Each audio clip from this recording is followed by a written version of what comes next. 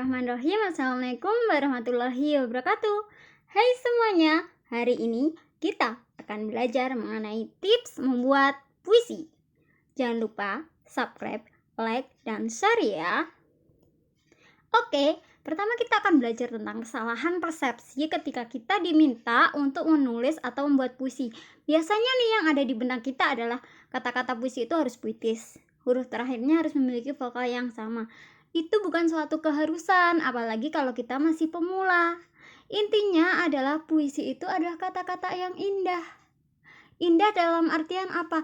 Bagaimana kita bisa mengungkapkan pikiran dan perasaan kita dengan baik.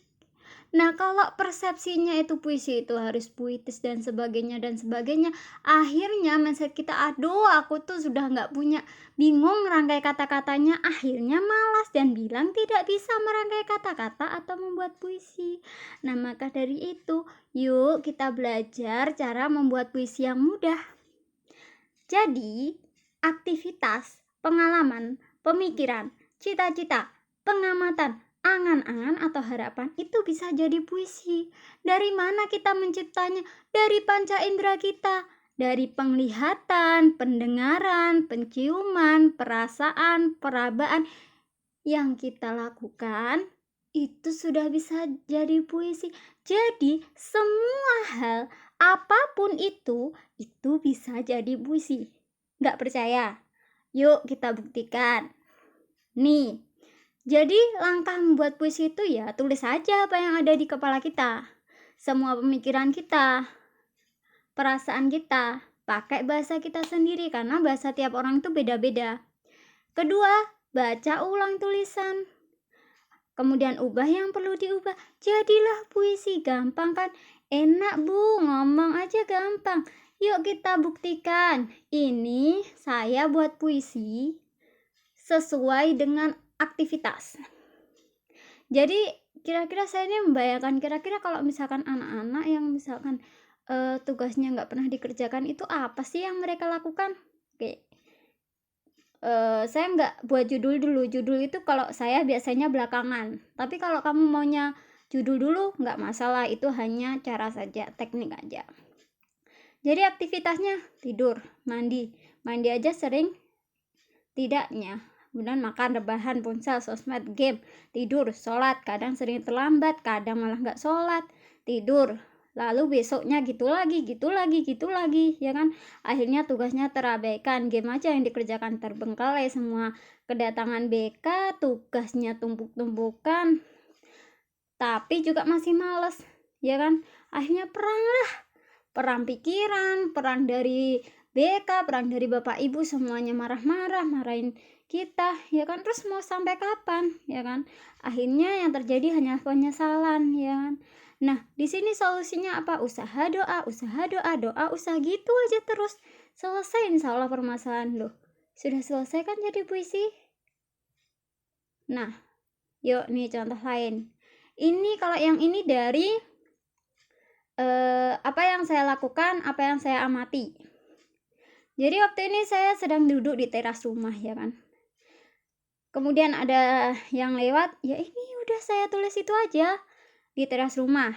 Duduk aku di teras rumah. Nah, di situ ada bunga, ya udah ditulis saja memandang bunga dan apapun yang bisa dipandang. Ya kan? Terus krek, ini kan karena saya mendengar suaranya kurang lebih seperti ini. Ya udah saya tulis aja. Kemudian saya bayangin, ini kira-kira yaitu berjualan tuh buat siapa? Kan ini bapaknya udah tua.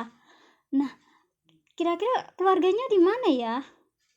Terus nanti pun ya aku juga bisa jadi tua ya, karena semua orang pasti tua. Nah, nanti aku akan bagaimana ya? Nah, pemikiran seperti itu tuangkan, nggak masalah, ya kan? Nah, di sini jadi intinya itu membuat puisi itu mudah. Kenapa mudah? Karena apa yang kita pikirkan itu bisa jadi puisi. Yang susah apa? Ketika kita hanya mikir aja nggak segera dituangkan. Di otak kita ini sudah penuh sebenarnya, tapi karena kita nggak tuangkan ya jadinya sia-sia, nggak ada pun satu pun puisi yang tercipta. Nah, jadi membuat puisi itu mudah bukan? Kita amati aja diri kita dan sekitar kita. Tulis apa yang ada di pikiran kita terhadap diri kita tadi, juga lingkungan itu. Nah, dari yang kita tulis tuh kira-kira apa sih pembelajaran yang bisa diambil? Ya udah ditulis di situ. Ya udah jadi puisi.